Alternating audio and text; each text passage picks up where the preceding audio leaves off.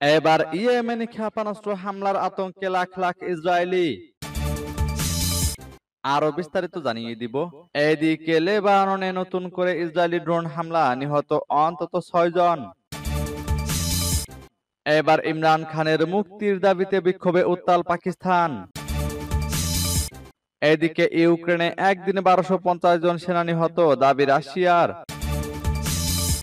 আরো জানিয়ে দিব, এবার গাজা সিটি দখলের পরিকল্পনা অনুমোদন করলো ইসরায়েলের মন্ত্রিসভা। এদিকে গাজায় ইসরায়েলি হামলায় একদিনে নিহত আরো অন্তত 32 জন ফিলিস্তিনি। এবার তেল আবিব ভুতুড়ে নগরীতে পরিণত হবে, হুঁশিয়ারি খাতামের।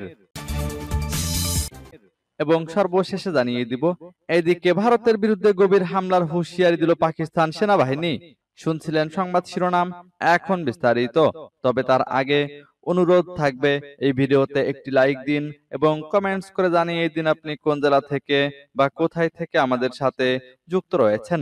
এবং সংবাদের সর্বশেষ গুরুত্বপূর্ণ আপডেট পেতে চ্যানেলটি সাবস্ক্রাইব করে আমাদের সঙ্গেই থাকুন। এবার ইয়েমেনি ক্ষেপণাস্ত্র হামলার আতঙ্কে লাখ লাখ ইসরায়েলি। ইসরায়েলের বেন গুরিয়ন আন্তর্জাতিক বিমানবন্দরে ইয়েমেনের ক্ষেপণাস্ত্র হামলা লাখ লাখ ইহুদিকে আশ্রয় কেন্দ্রে পাঠাচ্ছে। ইয়েমেনি সশস্ত্র বাহিনীর মুখপাত্র ইয়াহিয়া সারি শুক্রবার এক বিবৃতিতে কথা বলেন। ইয়েমেনের আল মাসিরা টিভির প্রতিবেদন অনুযায়ী ইয়েমেনি সশস্ত্র বাহিনীর মুখপাত্র ইয়াহিয়া সারি শুক্রবার এক বিবৃতিতে বলেছেন, তার দেশের ক্ষেপণাস্ত্র ইউনিট তেল আবিবের পাশে অধিকৃত অঞ্চলে বেন গুরিয়ন বিমানবন্দরে সফলভাবে একটি গুরুত্বপূর্ণ অভিযান পরিচালনা করেছে। সারি বলেন, প্যালেস্টাইন 2 হাইপারসনিক ব্যালিস্টিক ক্ষেপণাস্ত্র ব্যবহার করে এই ক্ষেপণাস্ত্র হামলা চালানো হয়। তিনি আরো বলেন, এর ফলে 40 লাখেরও বেশি ইহুদি আতঙ্কিত অবস্থায় আশ্রয় কেন্দ্রে পালিয়ে গিয়েছিল। ইতোমধ্যে সেই বিমানবন্দরে বিমান চলাচল স্থগিত করা হয়েছে। তিনি আরো বলেন, সানা সরকার ইয়েমেনি ফ্রন্টকে গাজাকে সমর্থন করা থেকে বিরত রাখার জন্য ইহুদিবাদী শত্রুদের পদক্ষেপ পর্যবেক্ষণ করছে। সারি তার আগের বিবৃতির মতো এবারও জোর দিয়ে বলেছেন, গাজার বিরুদ্ধে আগ্রাসন বন্ধ না হওয়া এবং উপত্যকার অবরোধ প্রত্যাহার না হওয়া পর্যন্ত আমাদের অভিযান অব্যাহত থাকবে। সূত্র বার্তা সংস্থা মেহের নিউজের। এদিকে লেবাননে নতুন করে ইসরায়েলি ড্রোন হামলা, নিহত অন্তত 6 জন। লেবাননের পূর্ব অঞ্চলে নতুন করে ড্রোন হামলা চালিয়েছে ইসরায়েল। এতে কমপক্ষে 6 জন নিহত এবং 10 জন আহত হয়েছেন। বৃহস্পতিবার এই হামলা চালায় ইসরায়েলি সেনাবাহিনী। লেবাননের রাষ্ট্রীয় জাতীয় সংবাদ সংস্থা স্বাস্থ্য মন্ত্রণালয়ের এক বিবৃতির উদ্ধৃতি দিয়ে জানিয়েছে, বেকা উপত্যকার আল মাসনা আন্তর্জাতিক সড়কে একটি গাড়িতে হামলায় 5 জন নিহত এবং 10 জন আহত হয়েছে। অন্যদিকে পূর্ব লেবাননের বালবেকের পশ্চিমে কাফাদান শহরে আরো একটি ড্রোন হামলায় একজন লেবানিজ বেসামরিক নাগরিক নিহত হয়েছে।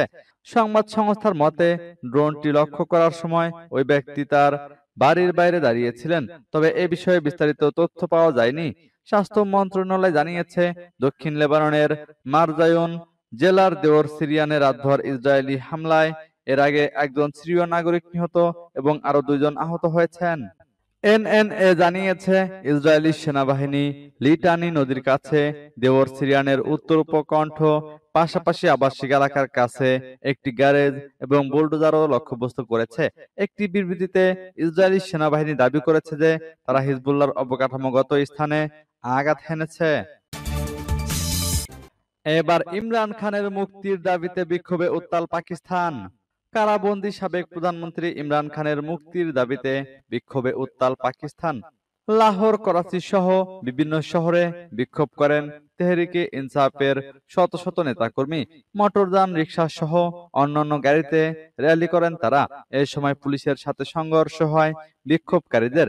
এ পর্যন্ত 1.5 শতাধিক আন্দোলনকারীকে আটকের দাবি করেছে পুলিশ। মঙ্গলবার রাতভর তল্লাশি চালিয়ে 120 জনকে আটক করা হয়। বাকিরা বিক্ষোভ চলাকালে আটক হন। অপরদিকে পিটিআই এর অভিযোগ, শুধু লাহোর থেকেই 2 শতাধিক ব্যক্তিকে আটক করা হয়েছে। এর আগে গত সোমবার সামাজিক যোগাযোগ মাধ্যমে দেওয়া পোস্টে সমর্থকদের গণতন্ত্র রক্ষায় শান্তিপূর্ণ বিক্ষোভের আহ্বান জানান ইমরান খান। এদিকে ইউক্রেনে একদিনে 1250 জন সেনা নিহত, দাবি রাশিয়ার। ইউক্রেনে চলমান যুদ্ধে মাত্র একদিনে দেশটির 1250 জন সেনা নিহত হয়েছে বলে দাবি করেছে রাশিয়ার প্রতিরক্ষা মন্ত্রণালয়।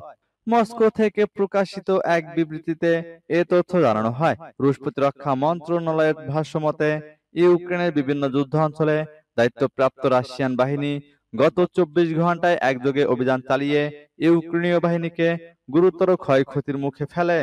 মন্ত্রণালয় জানায়, সুমি অঞ্চলের নর্থ যুদ্ধক্ষেত্রে 185 জন ইউক্রেনীয় সেনা নিহত হয়েছে। খার্কিভ ও দনেতস্ক অঞ্চলের ওয়েস্ট এলাকায় নিহত হয়েছে 220 জন। দনেতস্কের অন্যান্য অংশ জুড়ে সাউথ এলাকায় নিহত হয়েছে আরো 185 জন। এছাড়া সেন্টার এলাকায় 375 জন এবং ইস্ট এলাকায় 200 জনের বেশি প্রাণ হারিয়েছেন বলে জানানো হয়। ইউক্রেনের দনিপ্রো ফ্রন্টেও আরো 85 জন সেনা নিহত হয়েছে বলে দাবি করা হয়। এবার গাজা সিটি দখলের পরিকল্পনা অনুমোদন করল ইসরায়েলের মন্ত্রিসভা। ফিলিস্তিনের গাজা উপত্যকার উত্তর অঞ্চলে অবস্থিত গাজা সিটি দখলে নেওয়ার জন্য ইসরায়েলের প্রধানমন্ত্রী বেনিয়ামিন নেতানিয়াহুর প্রস্তাব অনুমোদন করেছে দেশটির নিরাপত্তা মন্ত্রিসভা। বিভিন্ন সংবাদ মাধ্যম এ খবর দিয়েছে।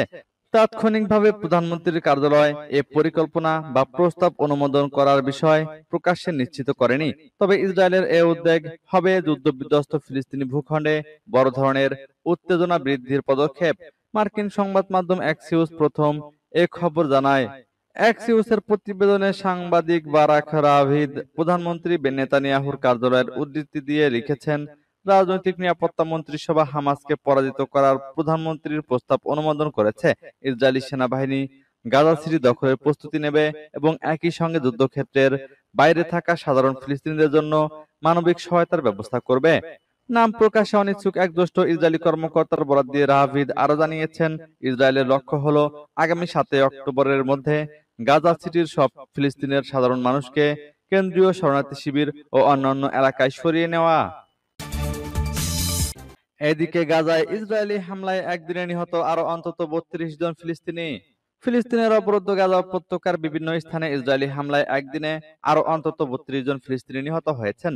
নিহতদের মধ্যে বৃদ্ধ, শিশু ও নারীরাও রয়েছেন। এর ফলে গাজায় মোট প্রাণহানির সংখ্যা 61,200 ছাড়িয়ে গেছে। শুক্রবার এক প্রতিবেদনে এই তথ্য জানিয়েছে বার্তা সংস্থা আনাদুলু এজেন্সি। বার্তা সংস্থাটি বলছে, গাজা উপত্যকার বিভিন্ন স্থানে বৃহস্পতিবার ভোর থেকে ইসরায়েলি বিমান হামলায় অন্তত 32 জন ফিলিস্তিনি নিহত হয়েছেন এবং আরো অনেকে আহত হয়েছেন বলে জানিয়েছে চিকিৎসা সূত্র।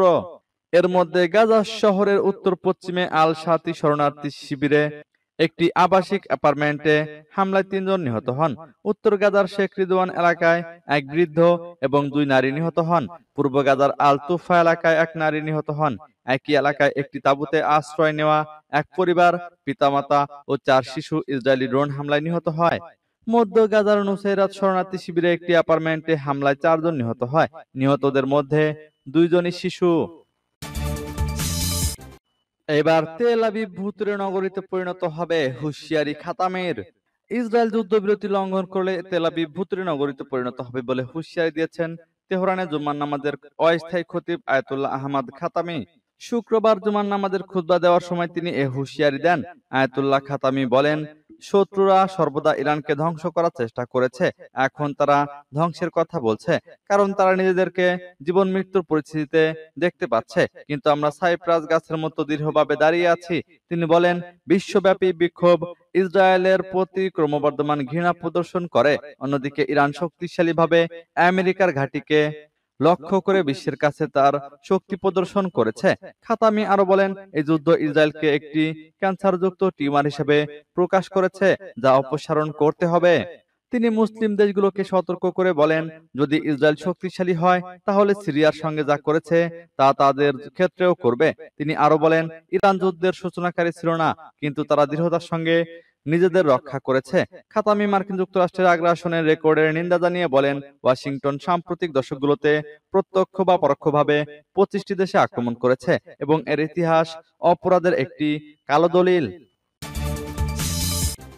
এদিকে ভারতের বিরুদ্ধে গভীর হামলার হুঁশিয়ারি দিল পাকিস্তান সেনাবাহিনী।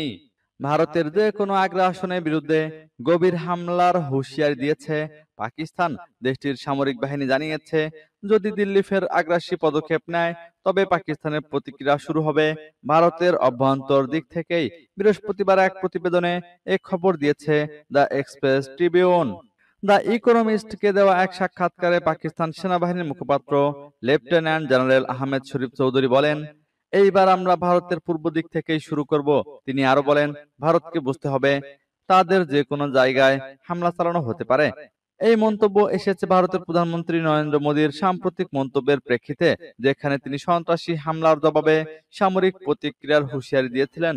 গত মে মাসে ভারত ও পাকিস্তানের মধ্যে ৪ দিন ব্যাপী সামরিক উত্তেজনার পর যুক্তরাষ্ট্রের মধ্যস্থতায় ১০ই মে একটি যুদ্ধবিরতি কার্যকর হয়। পাকিস্তানের অপারেশন বুনায়নম মারসুস অভিযানে ভারতের ৬টি যুদ্ধবিমান ও ডজন খানেক ড্রোন ধ্বংস হয় বলে দাবি করে ইসলামাবাদ।